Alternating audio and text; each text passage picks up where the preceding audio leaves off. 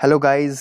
जय शेट्टी जो कि एक ऑथर और एक लाइफ कोच है, जब उन्होंने आश्रम में एक मॉन्क की तरह रहना शुरू किया था तो पहले ही दिन उन्होंने देखा कि एक 10 साल का बच्चा अपने से छोटे 5 साल के बच्चों को कुछ पढ़ा रहा था। जय उसके पास गए और पूछा कि तुम क्या कर रहे हो। तो बच्चे ने जवाब दिया, आज इनकी पहली क्लास है जिसका मैं टीचर हूँ। और जय से पूछा कि तुमने अपनी पहली क्लास में क्या सीखा था। जय ने सोचकर बताया कि अल्फ़ाबेट और नंबर्स। तो वो बच्चा कहता है, यहाँ हम पहली क्लास में सिखाते हैं सांस लेना। हमारी ब्रेथ एक ऐसी चीज़ है जो लाइफ की शुरुआत से लेकर लाइफ के एंड तक हमारे साथ रहती है। हम कहीं भी जाए, किसी भी सिचुएशन में हो, ब्रेथ हमारे साथ रहती है। जब हम स्ट्रेस में होते हैं तब हमारी ब्रीथिंग चेंज होती है, हम गुस्से में होते हैं तब हमारी ब्रीथिंग चेंज होती है। तो अगर ब्रेथ को नेविगेट करना, मैनेज करना अगर हम सीख जाते हैं तो हम लाइफ के किसी भी सिचुएशन को मास्टर कर सकते हैं। अब यहाँ ये स्टोरी हमें बताती है कि क्या डिफरेंस होता है एक आम इंसान और एक मॉन्क की थिंकिंग में। तो आपको नहीं लगता कि अगर हम एक मॉन्क की तरह सोचना सीख जाए तो हम लाइफ को एक नई डायरेक्शन दे सकते हैं। तो गाइस, आज की वीडियो बड़ी ही पावरफुल होने वाली है, इसलिए वीडियो को एंड तक ज़रूर देखिएगा। And I am sure video के एंड तक आपका मन करेगा हमें कमेंट करके थैंक्स या अपनी फीलिंग शेयर करने का। और अभी तक आपने हमारे चैनल को सब्सक्राइब कर ही लिया होगा, और अगर नहीं किया है तो चैनल को सब्सक्राइब करके बेल आइकन प्रेस कर दीजिए ताकि आपको हमारी हर संडे को आने वाली वीडियोस की नोटिफिकेशन मिलती रहे। And now let's begin. Point number 1, why should we think like a monk. हमारा माइंड या तो हमें बुलंदियों पर पहुंचा सकता है या हमें नीचे गिरा सकता है, और यही रीज़न है कि हमें एक मॉन्क की तरह सोचना चाहिए। हमारे 2 तरह के माइंड होते हैं, मॉन्क माइंड और मंकी माइंड। मंकी माइंड चीज़ों को टालने की कोशिश करता है और ओवर थिंक करता है, वहीं मंक माइंड क्लैरिटी से भरा होता है और चीज़ों को टालने की बजाय उन्हें एनालाइज करता है। मंकी माइंड छोटी छोटी चीज़ों से डिस्ट्रैक्ट हो जाता है और वहीं मंक माइंड डिसिप्लिन होता है। मंकी माइंड जो उसे अच्छा लगता है वो करता है, वहीं मंक माइंड सेल्फ कंट्रोल्ड होता है। मंकी माइंड ज़रा सी परेशानी होने पर अपना मकसद बदल देता है, जबकि मंक माइंड इरादे का पक्का होता है। मंकी माइंड डिमांडेड और काम का क्रेडिट लेने वाला होता है, वही मंक माइंड डिटरमाइंड और पेशेंस वाला होता है।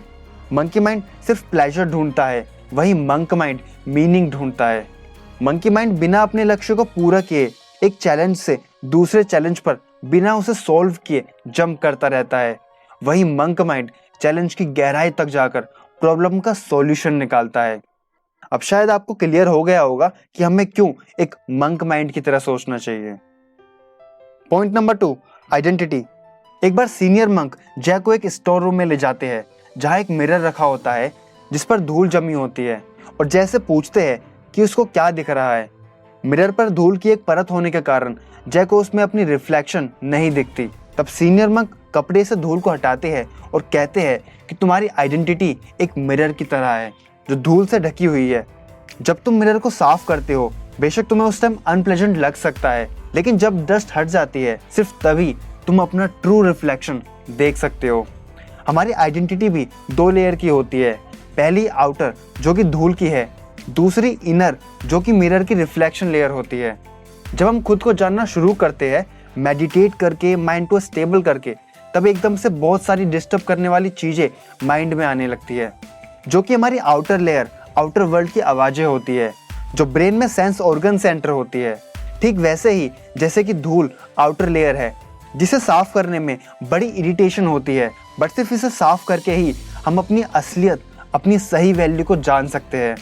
अपनी डेली लाइफ में जो मूवीज़ हम देखते हैं, जिन लोगों के साथ हम रहते हैं, जो सॉन्ग हम सुनते हैं, जो मीम्स हम पढ़ते हैं, जो कुछ भी हम देखते, पढ़ते, सुनते या बोलते हैं, वो सब हमारी वैल्यूज़ को, हमारी ज़िंदगी के मायनों को इन्फ्लुएंस करते हैं।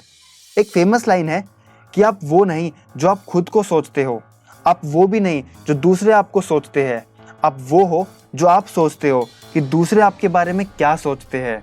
हम अपनी लाइफ को इम्प्रूव करने के लिए जो एफर्ट लगाते हैं वो ज़्यादातर किसी और की नज़र में अच्छा बनने और दिखने के लिए होते हैं। जैसे हम किसी आदमी को एडमायर करते हैं जिसके लिए मनी ही सब कुछ है, उसके लिए ज़्यादा पैसा होना ही सक्सेस है, तो हम उस आदमी को इम्प्रेस करने के लिए मनी को चेज़ करने लगते हैं। हम वो करने लगते हैं जो दूसरे लोग हमारे बारे में सोचते हैं। तो मीनिंगफुल लाइफ बनाने का सिर्फ एक ही रास्ता है, अपनी लाइफ में खुद के लिए स्पेस बिल्ड करना। बाहर की नॉइज़ को फिल्टर करना और अपने अंदर की आवाज़ को सुनना। Social media, school, TV, friends, family, ये सारी बाहर की नॉइज़ है जो हमें बार बार ये बताती है कि हमें ज़िंदगी कैसे जीनी चाहिए, हमें क्या करना चाहिए और हमें लाइफ में कैसा होना चाहिए। जब हम अपनी लाइफ में खुद के लिए स्पेस बिल्ड नहीं करते हैं, अपनी थॉट्स को गहराई में जाकर नहीं समझते हैं, तो आउटर वर्ल्ड की डिस्ट्रैक्शन ही हमारी वैल्यू बन जाती है। अब हमें खुद को इन सब से दूर नहीं कर देना, बल्कि आज के दौर में अपने लिए स्पेस बिल्ड करने के 3 स्टेप है।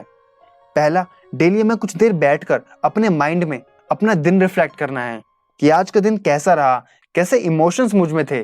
दूसरा, मंथ में एक बार किसी ऐसी जगह जाकर जहां हम आज तक नहीं गए हो, वो कुछ भी हो सकता है, जैसे कोई पार्क, कोई डेस्टिनेशन, लाइब्रेरी, जहां हम पहले कभी नहीं गए हो, ताकि हम खुद को एक डिफरेंट एनवायरनमेंट में एक्सप्लोर कर सके। तीसरा, किसी ऐसे काम में इन्वॉल्व होना है जो हमारे लिए मीनिंगफुल हो, जैसे कोई अच्छी हॉबी या कुछ भी जिससे आप वर्ल्ड को कुछ दे सको, और यही हमारी वैल्यू बनाएंगी और आइडेंटिटी को दिखाएंगी। Point number 3, negativity. हमारे अंदर नेगेटिविटी आने के 3 रीज़न होते हैं: कंप्लेनिंग, कंपेयरिंग और क्रिटिसाइजिंग। वैसे तो कोई भी इंसान ये सोचकर अपना दिन की शुरुआत नहीं करता कि आज मैं किस किस की चुगली कर सकता हूँ या औरों को बुरा फील करवाकर खुद खुश कैसे रह सकता हूँ, बट फिर भी नेगेटिविटी हमारे अंदर से आती है क्योंकि हमारे अंदर 3 कोर इमोशनल नीड्स होती है: पीस, लव और अंडरस्टैंडिंग। और जब इन इमोशंस पर कोई खतरा महसूस होता है तब हम नेगेटिव फील करते हैं और नेगेटिव एक्ट करते हैं। ये डर कि बुरी चीज़ें होने वाली है, ये हमारे पीस यानी शांति को खोने की इमोशन को ट्रिगर करता है। ये डर कि कोई मुझे इंपॉर्टेंस नहीं देता, ये लव को खोने के इमोशन को ट्रिगर करता है। और डिसरिस्पेक्ट होने का डर अंडरस्टैंडिंग नहीं होने के इमोशन को ट्रिगर करता है। और फिर ये नेगेटिव फीलिंग्स कंप्लेन, कंपैरिजन या क्रिटिसिज्म के फॉर्म में हमसे बाहर निकलती है। हमारे आसपास का एनवायरनमेंट कैसा है, इससे भी हमारे ऊपर बहुत फ़र्क पड़ता है, क्योंकि हमारे आसपास के लोगों के नेगेटिव होने से हम भी नेगेटिव हो जाते हैं। इसलिए ये जानना ज़रूरी है कि नेगेटिव लोग कैसे होते हैं। जैसे जैसे हम नेगेटिव लोगों के टाइप्स जानेंगे, आप भी ज़रा रिलेट करना कि आपकी लाइफ में भी ऐसे लोग हैं। नेगेटिव लोगों की कैटेगरी में सबसे पहले आते हैं कंप्लेनर्स। ये वो लोग होते हैं जो हर छोटी छोटी बात पर कंप्लेन करते रहते हैं, ऐसा नहीं हुआ, वैसा नहीं हुआ, ये ऐसा क्यों है। हमारा की लाइफ में प्रॉब्लम्स होती है, पर ऐसी भी नहीं कि उनका सॉल्यूशन ना हो, बट कंप्लेनर्स लगातार अपनी प्रॉब्लम्स की ही शिकायत करते रहते हैं बजाय सॉल्यूशन ढूंढने के। सेकंड होते हैं कैंसलर, जो कॉम्प्लीमेंट एक्सेप्ट तो करते हैं पर उसे स्पाइन कर देते हैं। अगर इनसे कहा जाए कि आज तुम बहुत अच्छे लग रहे हो, तो वो कहेंगे कि मतलब कल मैं बुरा दिख रहा था। थर्ड होते हैं कैजुअल्टीज, जो सोचते हैं कि दुनिया उनके साथ नहीं है और हमेशा अपनी प्रॉब्लम के लिए दूसरों को ही ब्लेम करते रहते हैं। फोर्थ होते हैं क्रिटिक्स, जो औरों को जज करते हैं उनके डिफरेंट ओपिनियन पर या उनके पास कोई ओपिनियन ना होने पर। नेगेटिव पीपल की 5th कैटेगरी में आते हैं कमांडर्स, जो खुद की लिमिट्स को अपनी जिंदगी की आखिरी हकीकत मान लेते हैं पर औरों पर प्रेशर डालते हैं सक्सेसफुल होने के लिए। 6th कैटेगरी में आते हैं कॉम्पिटिटर्स, जो खुद को औरों से कंपेयर करते हैं और फिर खुद को और अपनी चॉइस को कंट्रोल करते हैं ताकि वो औरों के सामने अच्छे लग सके। अब आपके पास ये लिस्ट है और अब आप नोटिस कर सकते हो उन सारे नेगेटिव लोगों को जो भी आपकी लाइफ में है। यह हो सकता है हम ही इनमें से एक हो। इसका सॉल्यूशन जया बताते हैं, जब वो पहली बार आश्रम गए थे तब उनके टीचर गौरंगा दास ने कहा, अपने इस नए घर को घर की तरह नहीं बल्कि एक हॉस्पिटल की तरह देखो। यहाँ हर किसी की अपनी कोई ना कोई बीमारी है, यहाँ तक कि डॉक्टर भी बीमार पड़ते हैं। यहाँ कोई परफेक्ट नहीं है, बस सबको खुद पर अपनी अपनी डिजीज़ के हिसाब से काम करना है। औरों को उनकी डिजीज़, बीमारी पर जज नहीं करना है। किसी को भी परफेक्ट एक्सपेक्ट नहीं करना है, ना ही खुद को परफेक्ट सोचना है। बस अपनी डिजीज़, बीमारी को जानकर उसको हील करने पर फोकस करना है। Point number 4, ego. बहुत वेल्थ होने की फीलिंग हमारी वेल्थ को डिस्ट्रॉय करती है और ऐसे ही बहुत नॉलेज होने की फीलिंग नॉलेज को डिस्ट्रॉय करती है। नो मैटर हम कितने भी बड़े हो, बट अगर हम खुद के लिए अपने स्टेटस की वजह से स्पेशल ट्रीटमेंट डिमांड करते हैं तो हमारी ईगो हमें कंट्रोल करती है। खुद में और औरों के सामने अपनी इमेज में डिफरेंशिएट करने के लिए उन चॉइसेस के बारे में सोचो जो आप अकेले में लेते हो। जब कोई आपको देखने वाला नहीं होता और आप किसी को इम्प्रेस करने की कोशिश नहीं कर रहे होते हैं। सिर्फ आप जानते हो कि आप मेडिटेट करना चूज करते हो या नेटफ्लिक्स देखना, थोड़ी देर और सो जाना या एक्सरसाइज करना। जब कोई आपको देखने वाला नहीं होता है तब की अपनी उस इमेज को सामने लाओ। ये रियलिटी है कि आप खुद को कैसे रिस्पेक्ट देते हो। ईगो हमें अच्छा बनाना चाहती है, ये बस हमें अच्छा दिखाना चाहती है। और ये हमारी ईगो हमें हमारे आसपास के लोगों से फिजिकल अपीयरेंस, एजुकेशन, रिलीजन और आगे काउंटलेस चीज़ों के बेसिस पर कंपेयर करके अकम्प्लिश करती है।